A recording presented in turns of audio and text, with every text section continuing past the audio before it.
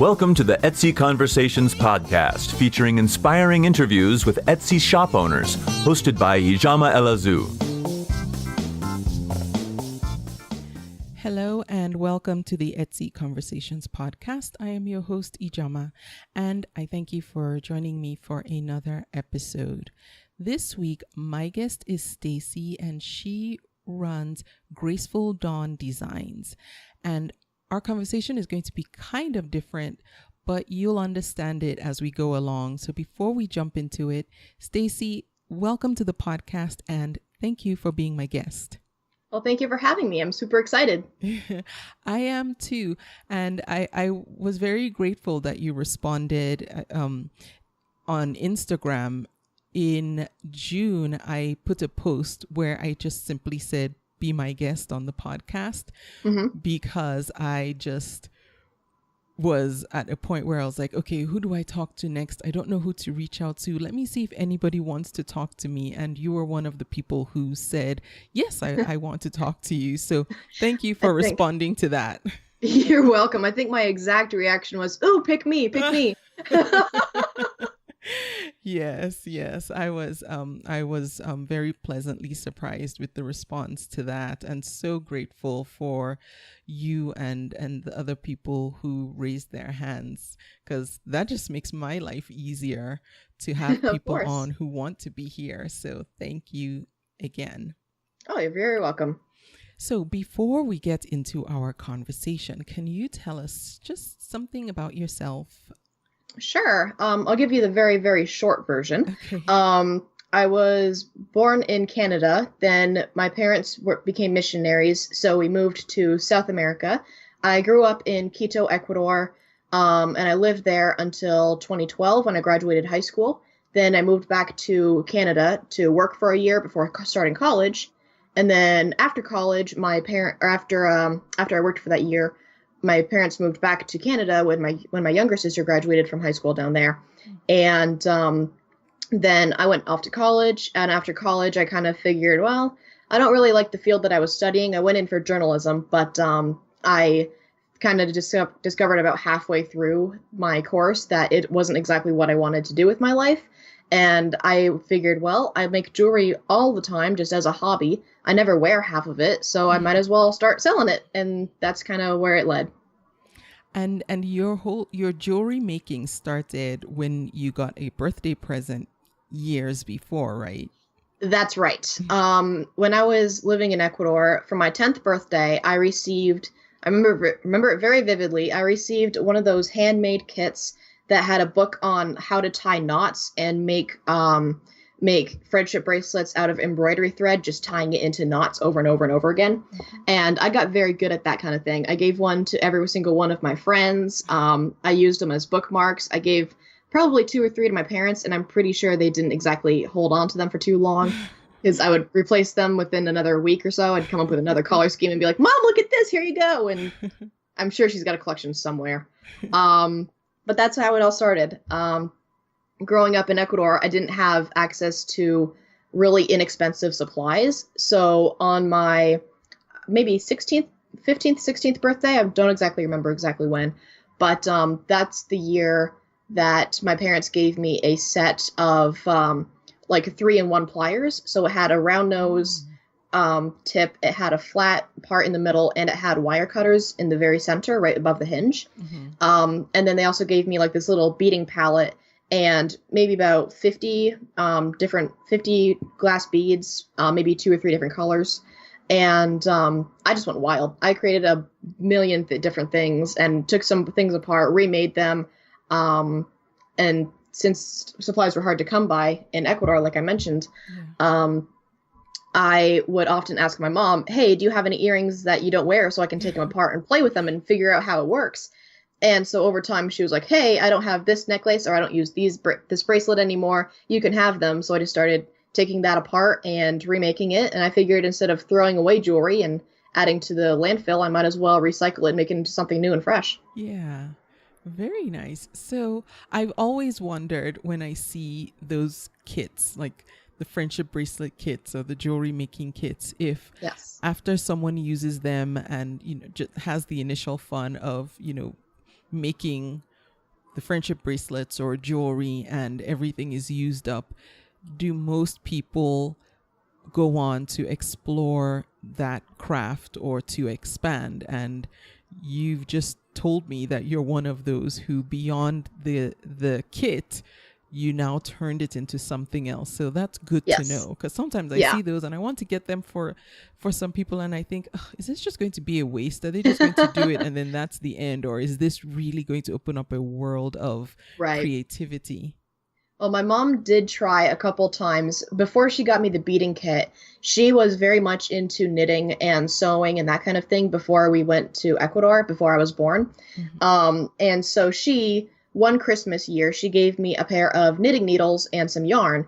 And she was like, hey, I'm going to help you make a scarf. And I was like, awesome. I get a hands-on project. I get to work with my mom. This is going to be great. And about 6 months later, my mom had finished the scarf. So it didn't exactly catch on. My grandma was a huge crocheter. She's passed away now, but she had several crochet hooks in varying sizes. She knit me a wonderful scarf that I wear when it gets colder. She knit me a wonderful poncho as well that I wear. She was very crafty. And that's where my mom got it. So that's kind of where I trace it back to from as well. Oh, yeah. Nice. Now, so you said you were studying journalism and about halfway through you realized that wasn't what you wanted to do. Did you go ahead and graduate anyway?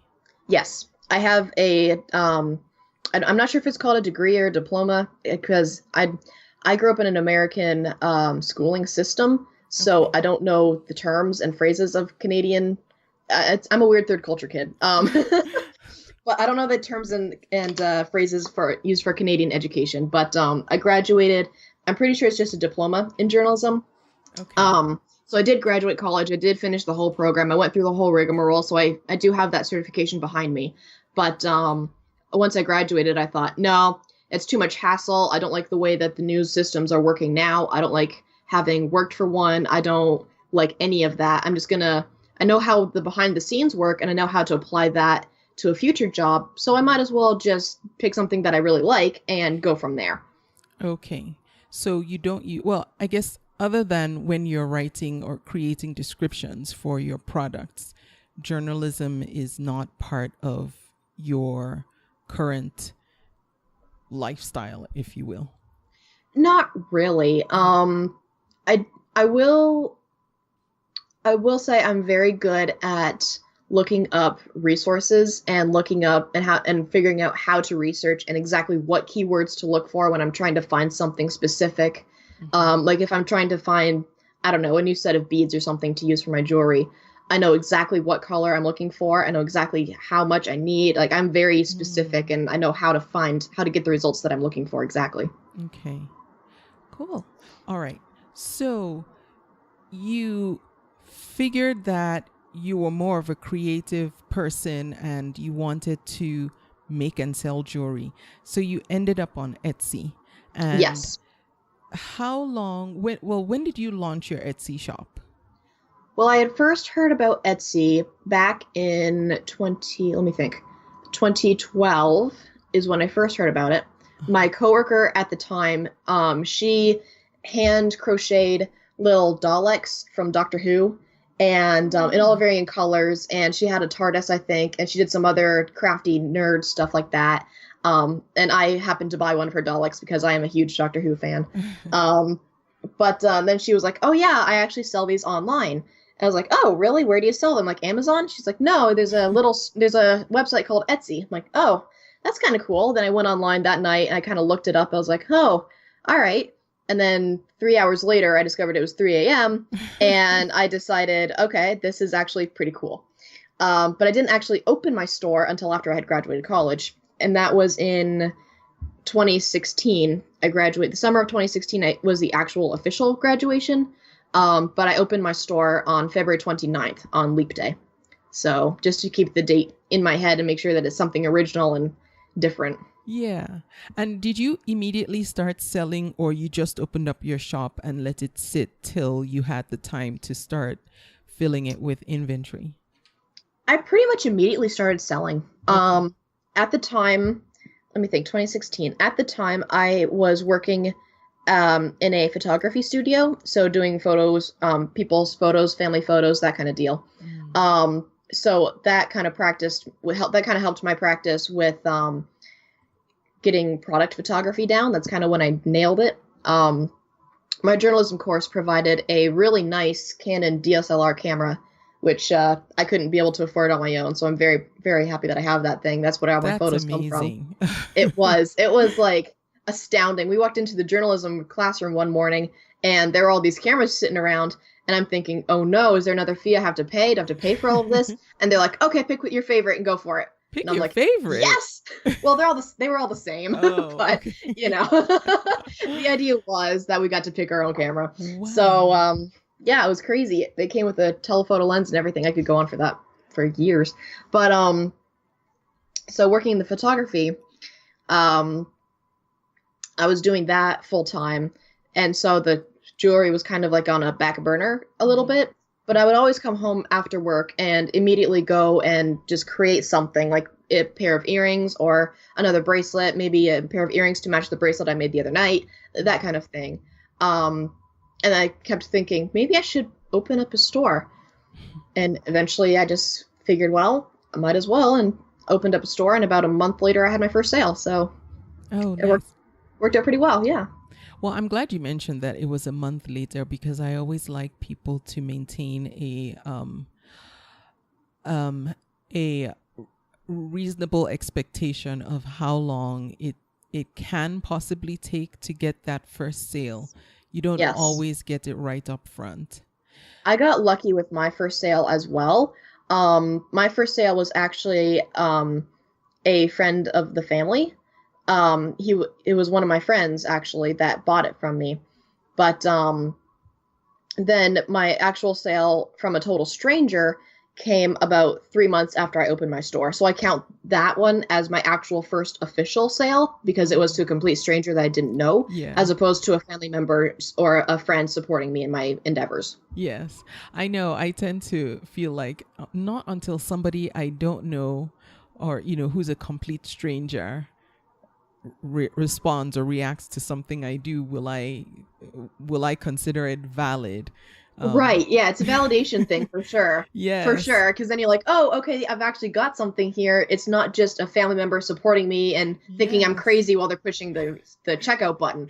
You know, like it's someone actually supporting me. It's, Exactly. Like with the podcast, the first time I heard from a complete stranger who said something like, oh, I enjoyed this episode. I was like, whoa, somebody who doesn't love me likes this podcast, or this episode at least. Yeah, I know the feeling. Yeah, so there's validation there. So now fast forward 2 years. 2016 was, as I recall, Etsy, I think that was the year they went public.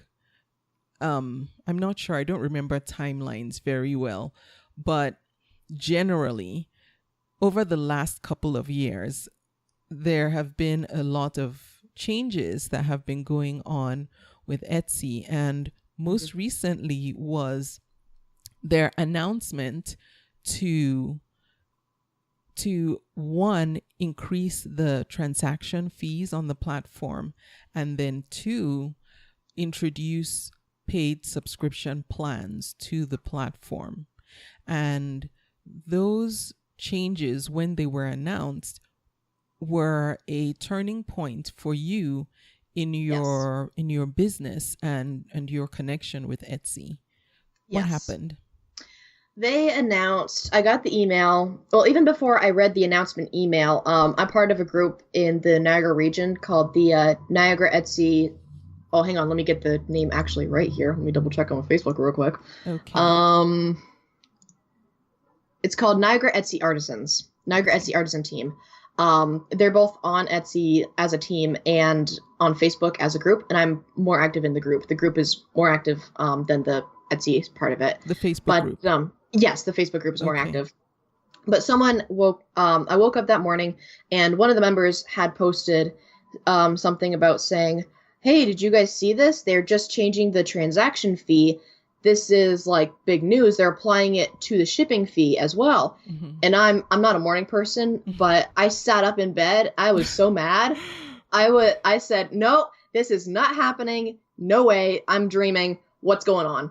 So I opened up the email, and sure enough, they said they're going to apply a 5% transaction fee to all transactions, and that 5% is going to be applied to the shipping costs as well. Yeah. And being in Canada, Canada Post is what I use to ship out my jewelry. Okay. They're usually pretty good. They've usually had pretty decent rates. There was one blurb around 2017, in January 2017, I believe, where some of the workers threatened to go on strike. And so that was a really fun time, I say with a lot of sarcasm, to go through. But that was the worst that I've had with their customer service. Yeah. But having to pay an extra 5% on the transaction fee, I crunched the numbers. Being in Canada, the 20 cents you would normally pay to put up for a listing, all the Etsy prices are on American dollars. So being Canadian, it's 26 cents to put up a listing. Okay. So when you put up a listing, say I want to sell something for $20. I put up the item for $20, but it costs 26 cents to put up the item. So already, I'm going to get a profit of $19.74. Exactly. If the item sells, that 3.5% transaction fee is applied, and then what I get back as a total profit for the $20 item is actually $19.05. So I'm losing 95 cents on every item, on every $20 item that I list in my store. Okay. That was with the old transaction fee. Now with the new transaction fee, it still costs, or it goes into effect on July 16th, I should say. I lost my train of thought. Hang on a minute. You're calculating the cost of the new transaction fees and how that affects your profits per item you sell. Yes, thank you. So if I list the item for the 26 cents that it costs Canadians to list an item, so $19.74 would be my profit. With the 5% fee, that would drop down to $18.75. And that's not applying the shipping cost. For shipping if I ship something to the States, which is my most of my sales have come from the States. About 90% of my sales have come from the States. So if I charge $10 in shipping to ship to the States, because it usually costs about $8.80 something cents. And then in Canada, in Ontario, there's a 13% tax on that to cover healthcare and government expenses and whatnot. Right. So because that $10 covers everything that I need from shipping. But if they were to if Etsy applies the 5% fee to the $10 shipping fee that I charge, then the seller pays $9.50. So I would then have $9.50 to pay towards shipping an item to the States. So I'm already losing, I'm losing about 30 cents more with that new transaction fee on the item itself. Then I'm also losing 50 cents out of pocket to ship something to the States. So as a Canadian, I oftentimes have to pay out of pocket anyway for shipping, just because of the way the Canada Post, it will sometimes fluctuate the pricing. And if you don't happen to catch it right when the hours are being serviced, like I think there's a cutoff time of 5 o'clock when the mail has stopped being delivered. You can still send stuff out, but you have to pay an extra, I think, $1, maybe $1.12, I think. I'm not sure. You do have to pay something extra because you're shipping something out after the service has already been delivered. Well, what if you request that it ship the next day during regular shipping hours? That's the thing. When I'm charged by that extra $1 for it being not during the shipping hours, that's the charge that it will be sent out tomorrow. Oh, wow. Oh, it's ridiculous. But it's also the least expensive option I have. Yeah. So, I'm kind of caught in the catch-22 here. Do I charge an exponential amount of shipping and have to deal with those fees? or do I just suck it up and do the least expensive option and pay out of pocket? Right. It's just ridiculous. And it's interesting that you mentioned trying to choose between charging higher fees for shipping and going that way, or going the charging less, because I think, and I don't know this for a fact, but I think that one of the reasons for Etsy adding the 5% transaction fee to the shipping cost is meant to be and I have to give this disclaimer, I don't know, nobody at Etsy told me this. This is just me trying to figure out the reasons and the whys behind this. And my guess is that part of adding a percentage to the transaction fee is to discourage sellers from charging higher shipping rates, and to encourage sellers to try and ship at the possibly the lowest possible cost. I mean, not, not necessarily to send it by the slowest method possible, but to not pad their shipping costs too much as a way to, get more profit on each sale. And so here, from a seller's perspective, you're trying to make that decision for a completely different reason than, Etsy is thinking about it. I don't know if that makes sense, what I'm trying to say. You're trying to make a wise business decision for yourself, as are they. But you doing what is more convenient for you is going to cost you actually in the end because of their business decision. Yep, exactly. And actually, it's funny you say that, because not 10 minutes before we started talking, Etsy Success Podcast just released a bonus episode confirming exactly what you said. They are they're putting a listing fee or a transaction fee on the shipping to make sellers think about bundling the shipping cost into the item listing so that more options, so that lower shipping prices can be offered. Yes. And how that comes across to me, I see that as a very American market. Now, I don't want to come across as being stereotypical or racist or anything like that, but it seems like I know in the States a lot of people offer free shipping, and it's a great deal. Like, a lot of people are willing to pay that extra $20 to get the free shipping item. Yes. I'm totally okay with that. I have no issues with that at all.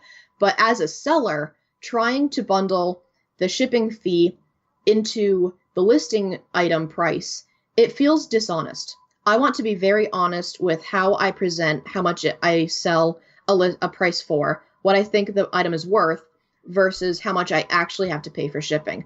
I want those two to be very distinct, very different. And I want sellers, if they have questions about why shipping is so expensive, I'm more than willing to explain, this is what I need to pay for. This is the sales. This is the tax that I need to pay in Canada.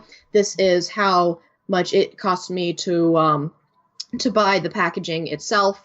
There are a whole bunch of other things bundled into that shipping fee that I do not want to take. I do not want to add that to the listing price. Yes. They should be very distinct. You're paying for both a service and a product, and the two prices should be very different and very distinct, so you can easily tell which one is which. Yes, and I know a lot of sellers are of that same mindset, and thus far I haven't changed the way I offer my products. I still have the product price distinctly separate from the shipping cost. And I think on some level, I as a consumer know that when I order something online and there's free shipping, I get that. Yes, I'm happy because, in my head I say, oh, I'm not paying anything to have this sent to me. But as a business owner, I know I am paying something to have that sent to me, either because I am part of the Amazon Prime program, so I've paid a fee for the year to have that sent to me, or I know that the price I'm paying for that product is a bit higher than it would be if I were to pay for shipping separately. But you're right, that's something that's it's a very popular thing in the States to offer a product and free shipping, just because people like that free anything, free gift with the purchase of.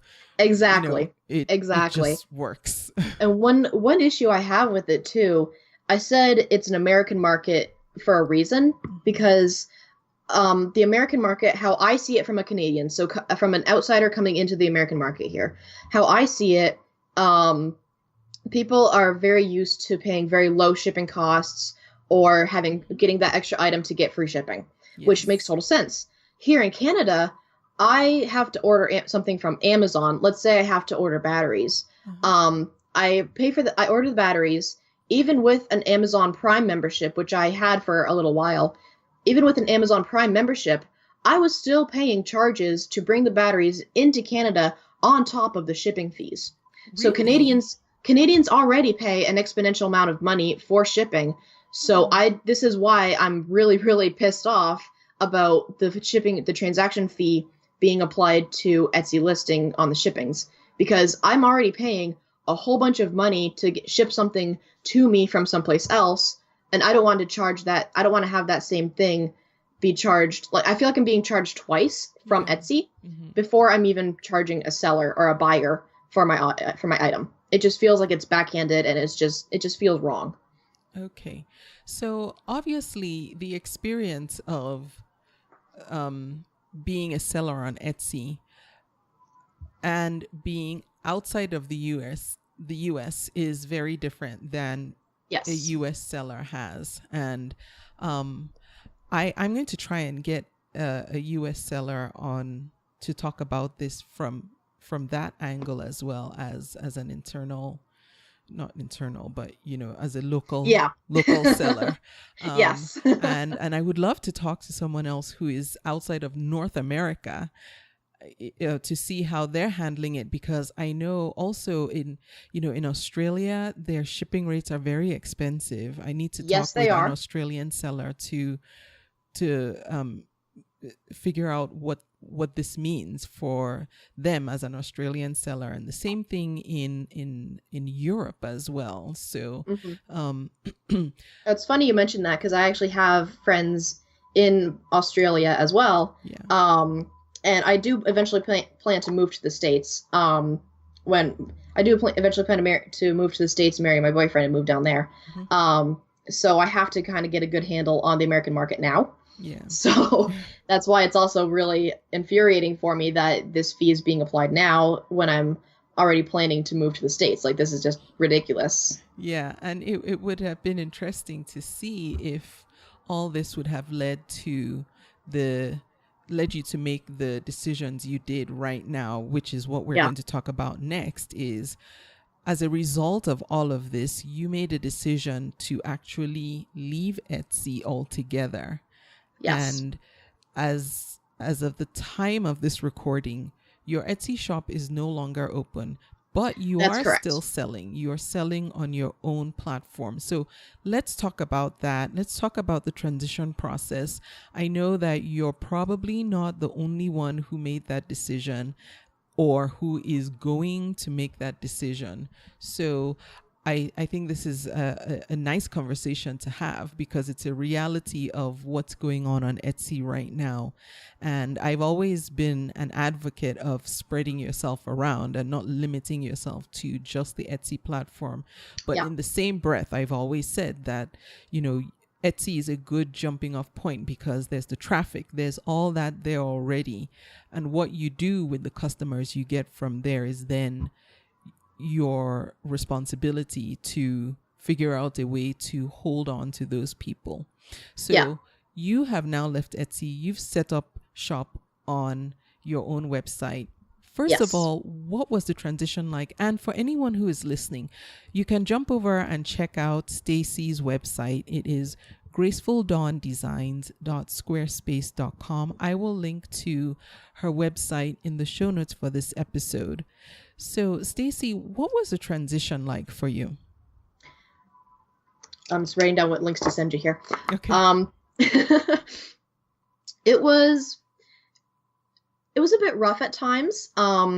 It was very fast. Etsy announced the change of transaction fees. I have the exact date here. On June 16th is the date that they announced it, exactly 1 month before they were going to implement it. Mm-hmm. And my immediate reaction was, nope, that's it. I'm done. I quit. And it was very much an emotional decision. I did not think it through at all. I was going to ask that. Do you think Yeah. you might have made that decision hastily? Oh, absolutely. Okay. Absolutely. It was a very spur of the moment decision. But at the same time, I was very confident in it because I've been thinking about opening my own independent website for months now. I've been testing different areas. I've been looking at two main platforms, mostly. I've been looking at WordPress and Squarespace as being the two main competitors. Okay. And obviously, you can tell which one I went with. Yes. Squarespace, for anyone who's wondering. Yes. I just like the layout of it better. The template is really nice. I have a co-seller, Rosin. She makes some anklets and bracelets as well. So every now and again, when she creates something new, I'll go ahead and post that, and we pay for the website together. Okay. But it was a bit of a stretch. It took me about a fortnight, about 2 weeks, to get everything moved from Etsy onto my new website. A lot of it was just copy and pasting. Okay. Because I didn't know about your I listened to this podcast a whole lot, so I hadn't heard about Baxi. Had I heard about Baxi, I would have probably used that to back everything up and then relist everything on the website. But as it stood, I did everything manually. Did it all myself. Repriced everything. I was able to change how everything looked and how it moved, and it's very hands-on. I like it a lot. Great. Okay, so now you've transitioned over. You're fully off Etsy. Yes. And I'm grateful that you're being open and honest about it having been an emotional decision, but you are, happy with the decision, which makes a big difference. I would hate that someone would make an emotional decision and then realize it was a mistake, but you knew it was the right thing. You were already making plans to do it.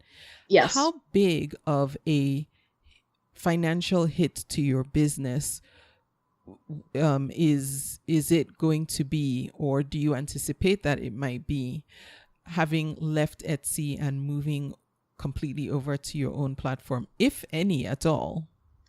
I'm actually expecting it to be more of a gain than a loss. Okay. With Etsy, I had to pay the listing fees at the end of every month, rather at the beginning of every month. Sorry, at the beginning of every month, I had to pay any promoted listings I had, the budget for that, any Google Shopping listings that I had going on with that advertising. I had to pay that as well. Yeah. So oftentimes my Etsy bill would come up to $35, $40 I had to pay to keep my Etsy shop going. And that's just to relist items that were expiring. With my new website, all I got to do is keep it up and running and just pay that every month, and that's it. If someone pays through PayPal, I can now accept PayPal payments, which is something I didn't allow on Etsy because I was a little bit hesitant to conjoin the two. But now that I'm independent, I'm more than willing to do PayPal. PayPal does take a transaction fee, but that's okay with me because it takes the fee away from the purchase even before it's in my bank account. So I'm perfectly okay with that. I'm not charged anything extra. I don't see it as a charge. I see it as a service. Okay. And are the fees that you pay for running your Squarespace site about the same or less than the fees that you were paying on Etsy? Less, actually. Okay. All right. The service that I have is the basic business package on Squarespace, Okay. and that costs $30 a month or $26 annually, or per month annually. So 26 Okay. times 12 is what I would have to pay if I were to pay a one-time annual fee. Yes. I'm choosing to do the monthly route because it's just easier for my finances at this point to figure out the cost of that and the expenses, and to split it two ways between both me and my co-seller. It's easier to do it that way. Okay. And so Squarespace gives you the option to run an e-commerce site. Obviously, I'm looking at it and it looks very nice. Well, It thank looks you. very professional. So, are you able to, if you were to grow beyond what Squarespace can handle, move your content easily to another platform, or can you expand on the Squarespace platform? You can actually expand on the Squarespace platform. Okay. They offer several different ways. They offer several different packages. I just happen to choose the one that suit me best. Okay. I'm with what they call the commerce site. Okay. So I'm with the commerce site that is, you can sell unlimited products. You don't have to worry about something having a relisting fee or anything like that. I can do coupons. I can do there's label printing via ShipStation, which I don't have a ShipStation account, but for anyone who does, that's a big plus there. Yeah. And then the one that's up from that, that's like the mid-range one that I have. There's one that's higher up from that, which is $40 a month billed annually, or $46 month to month. And that you can do carrier shipping, you can do abandoned cart recovery, you can do your own custom domain, you can do a whole bunch of other stuff that I can't do right now. But I'm very happy with what I've got because it just works for me. It works with the way that I've got it all set up. Yes, and I like that. I'm an advocate of, start where you are and then scale as you grow. Exactly. Because Exactly. I've done it the wrong way before, where I started much bigger than I was because I just knew in my head I was going to get that big and I didn't. Yeah. So Yeah. Sometimes starting out with the biggest, the brightest, the best, the boldest, it doesn't exactly work out for you in the end. So it's better to start small and grow into your boots, Yes, exactly. Now with shipping, I know you said there's a plan that you can use ShipStation if you have an account. If Yes. you don't, do you just connect directly to Canada Post, or like for someone in the US that would be US Post or UK Royal Mail, depending on where you are based? I'm actually not sure. Okay. As of my website went live on July 1st of this year of 2018, and not 2 hours after it went live, I had a sale. Oh, nice. So it's kind of a good and bad thing because the sale happened to be from a distant family member, but at the same time it was a sale. Yeah. So I'm not looking to gift horse in the mouth, right? But as for the shipping, I don't know if you can connect it to Canada Post or USPS. But Squarespace does offer several apps that I actually have on my phone too. Okay. It's got a commerce app. It's got an analytics app. It's got a blog app, so you can write whatever comes to your head as you're on the go or whatever else. Mm-hmm. It has a portfolio one, so you can add whatever pictures you want and create like a gallery kind of setting. And then I think it's got one more. It's got a note app, which is like you can just jot down notes on the go and think, oh, that would work with this, and just have at it. Okay. Me personally, I've only got 3 of those. I've only got the blog app, the analytics, and the commerce. Okay. Because the analytics and the commerce are a little bit, it's not, I don't want to say the word clunky, but it can be a bit of a hard time finding where exactly it is on the Squarespace site. And I just find having it at my fingertips on my phone is just much quicker to tap a button and have it right there immediately and have that linked. And the analytics, is it connected to Google Analytics, or is it like Etsy where Etsy shows you Etsy stats? You can connect it to Google Analytics. I don't yet have a Google Analytics account, so I haven't connected that at all. Okay. But it does show you everything. It shows you your page views. It shows you what view led to a purchase. It shows you what items are being viewed most. It shows you everything pretty much. It also can tell you if you have a newsletter set up. It also tells you how many people clicked on that and how many people subscribed to it from that click and all of this other stuff. It's pretty in depth. Okay.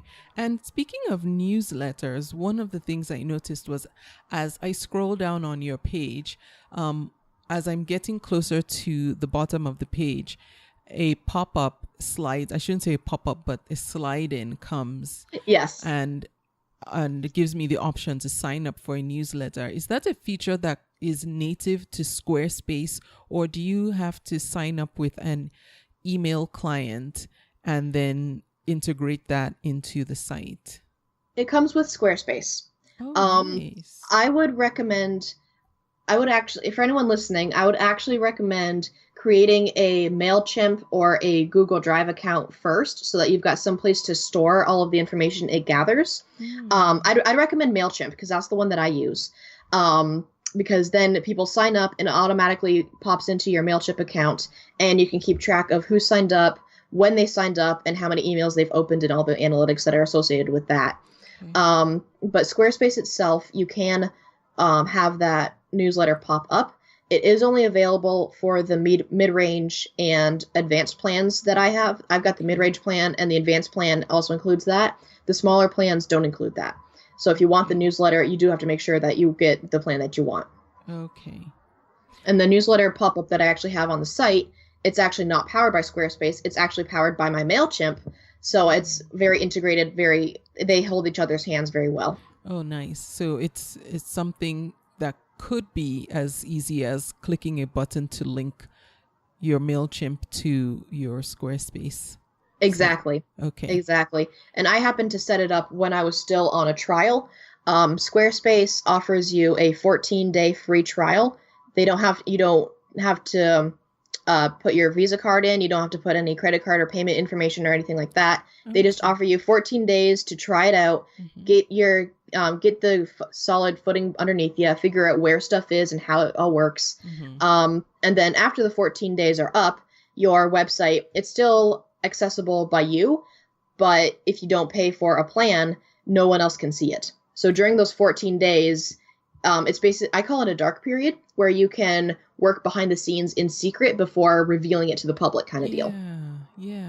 So if anything goes wrong in those 14 days, you've still got that time to fix it and make sure that it all works perfectly smooth. I had several friends send me their emails, and I can go in and add them in as administrator, and they can click around and see the website as it's under progress and say, hey, this link's broken, that link doesn't work, this is misspelled. And I've had a couple of friends help proofread and make sure that everything works and everything's clickable and it all is working.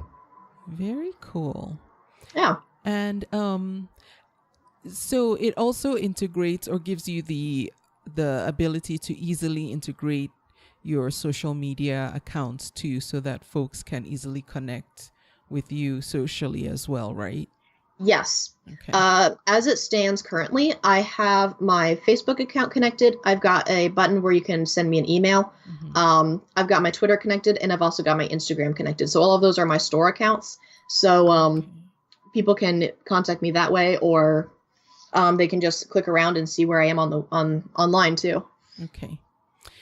Now, Stacey, one of the concerns with moving away from Etsy to your own platform is, we know that Etsy has an audience, a lot of traffic that goes there. And that's one of the advantages to being on that platform is there's the traffic, and, you can only hope to be found, by all the people who are coming there. But at least, there's that. What are your plans now for SEO and traffic generation for GracefulDawnDesigns.squarespace.com?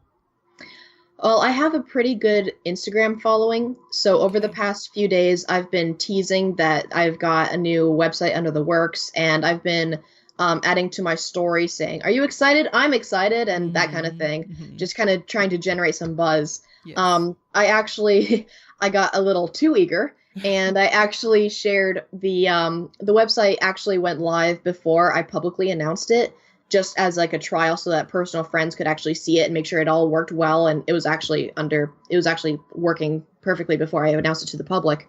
Yeah. And so I actually went and shared a link to my private Facebook page. And I had several people say, "Yeah, no, that actually looks really good. You go ahead and announce it now." And I was like, "No, no, no, it's 4 days too early. I can't do this. I'm just too excited. I can't hold it in anymore." but hopefully just through Instagram and Facebook. I've got a Facebook page as well. Mm.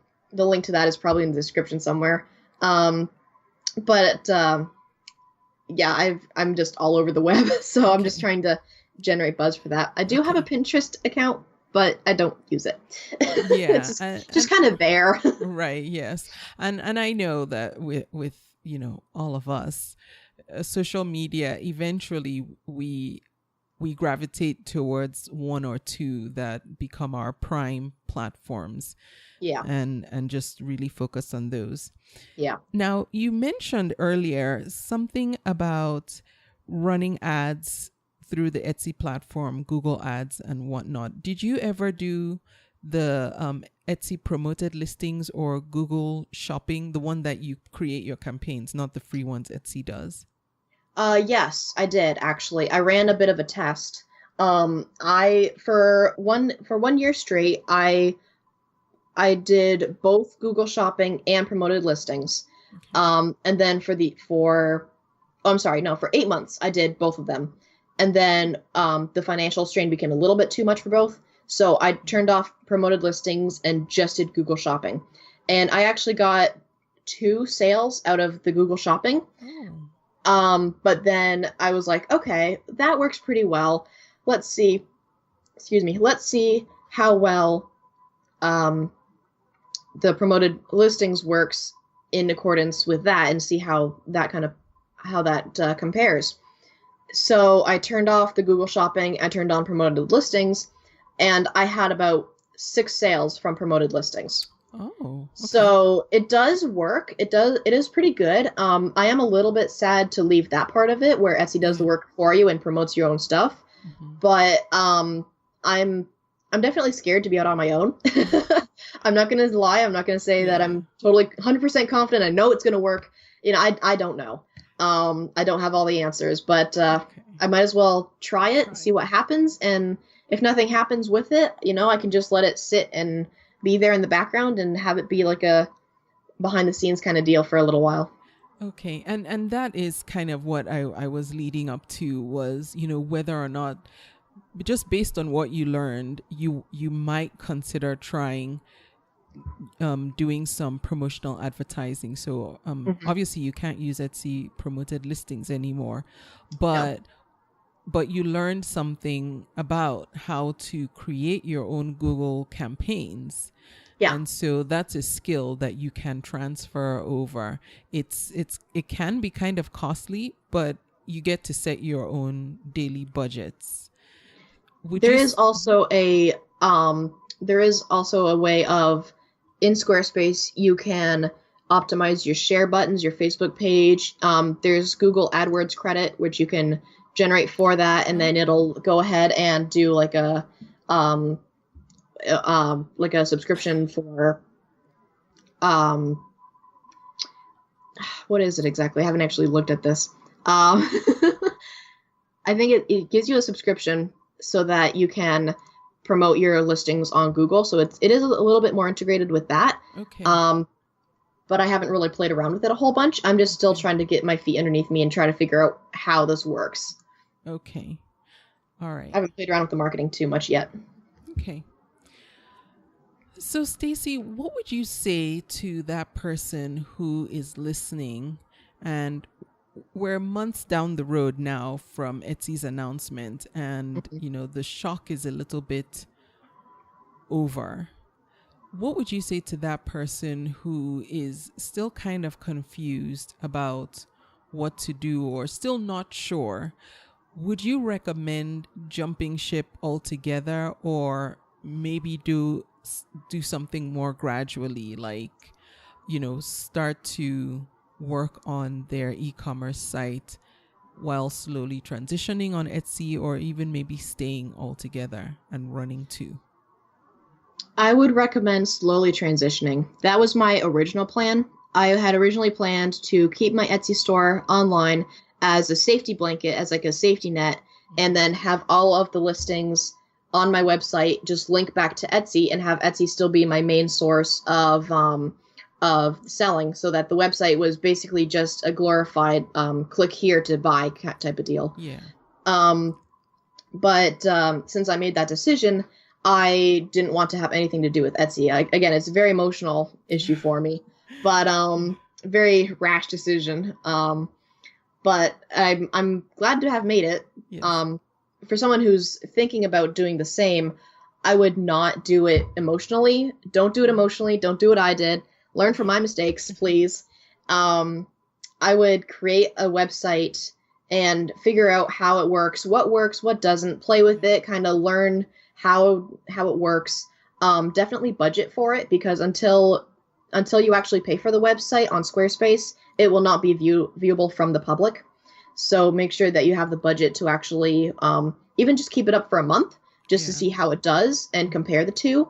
And then if it does really well, and then the Etsy is still kind of lagging a little bit, or a little bit lackluster, you can close the Etsy down. Or if the website isn't doing too great, maybe just turn it off for a month, or just unsubscribe from it for a month or whatever. Let it sit dormant for a little while until it kind of picks up a little bit more.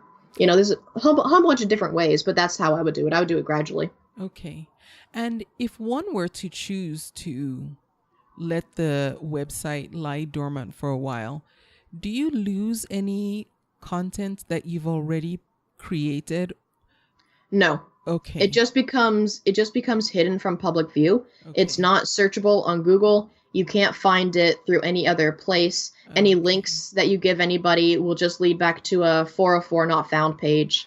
Okay. It will just lead to that kind of thing. It's not viewable from the public at all. If you add someone as an administrator so that they can have private access, they can't check out, they can't buy anything. They can only look and see what you have. Their access is very limited as to what you can do.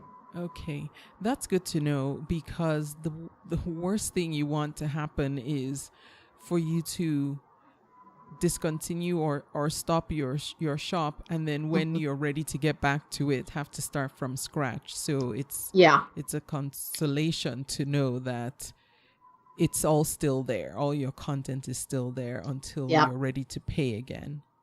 This is not the first time I've done a Squarespace free trial. I actually first did it with another email address that no longer exists, just to try it out and see what happens if I let it expire. And it does stay under your site, but you can't edit it anymore. You can't play with it anymore. You can't redirect or make links that actually work. Like, everything will link back to itself and it'll still be fine. Yeah. But you can't make it public. You can't make it all clickable. It's not accessible at all. Okay. Now, Stacey, are there any resources or tools that you have found particularly helpful that you've used over the years or even now to just help make you better at selling and more efficient? The apps from Squarespace, I highly recommend. Okay. Once you have a Squarespace account, the account is completely free. Once you get your account, your 14-day free trial starts. You can choose your template. You can choose what kind of style you want, it asks you right off the bat if you're looking to create a business website or an art website or a portfolio. It asks you right off the bat what kind of website you want to create. So once you have that done and set, download the apps, and then you just sign in with the email and password you use to create the Squarespace account, and it automatically links up and you're good to go. Nice. You're all set. For photos and stuff, I use an app called Snapseed. It's on my iPhone, but I think it's available for Android as well. It's actually a photo editing app by Google. So it's actually really high quality. It's really nice. Okay.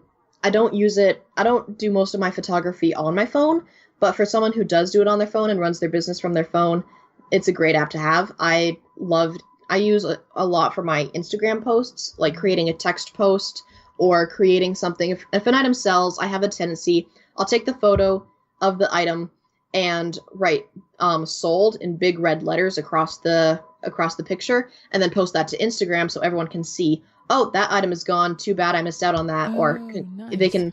They can see exactly what item has sold in my store. Okay, good idea. Yeah. And will you be doing more blogging on your website, or do you not plan to make that a big part of your strategy? I don't really know. As of right now, my co-seller Rosin, she's more of the blogger type of person. Okay.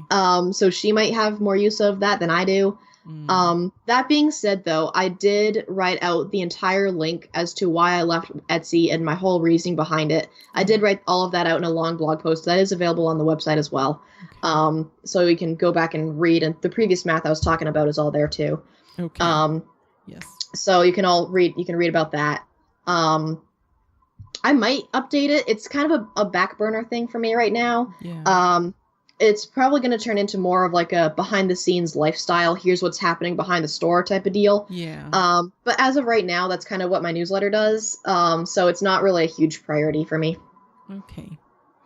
So again, Stacey's website is GracefulDawnDesigns.squarespace.com.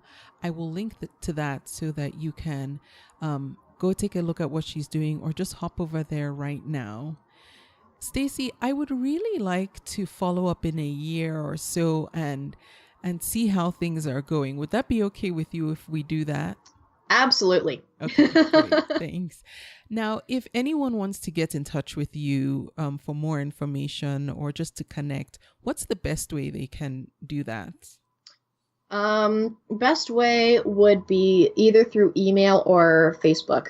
My email address with the store is GracefulDawnDesigns@gmail.com. The Facebook link is facebook.com/GracefulDawnDesigns. I'm on Instagram too. I do check my Instagram messages, but the app on my phone tends to be a little bit glitchy, so sometimes I don't get messages right away. When I notice I get one, I reply right away, though. The Instagram for my store is at Clumsy Sunset, because it's the opposite of Graceful Dawn. Har har. Okay. And then my Twitter is at Graceful Dawn. My Twitter is kind of a hodgepodge of everything I do. So I do a bit of a YouTube channel too on the side. So I've got my YouTube there. I've got my website connected to my Twitter.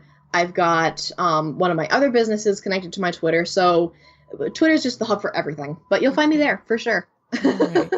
Yeah, I'm so curious to see how things go for you. I like that you're so confident in your decision, because I think that makes a difference in being successful, is just knowing I made this decision for this reason and I'm going to make it work. So I look forward to talking with you again in about a year from now and to catch up. And I wish you all success with Thank you very much. Expanding to your own website. Thank you very much. I'm looking forward to seeing where this goes. I'm absolutely terrified to death, but we'll see what happens. I can only go up from here. I've learned that being scared is good because it keeps you on your toes. And if you get too comfortable, then, you're probably not doing something you should be doing. So good for you. Exactly. Thank you so much for being my guest, Stacey. Oh, thanks for having me. I've been enjoying this. You are welcome. And I thank you for listening to the podcast. I will be back next week. Thank you for listening. You can subscribe to the podcast in iTunes, and while you're there, please leave a review too. Visit convome.com to leave a comment or feedback on this episode.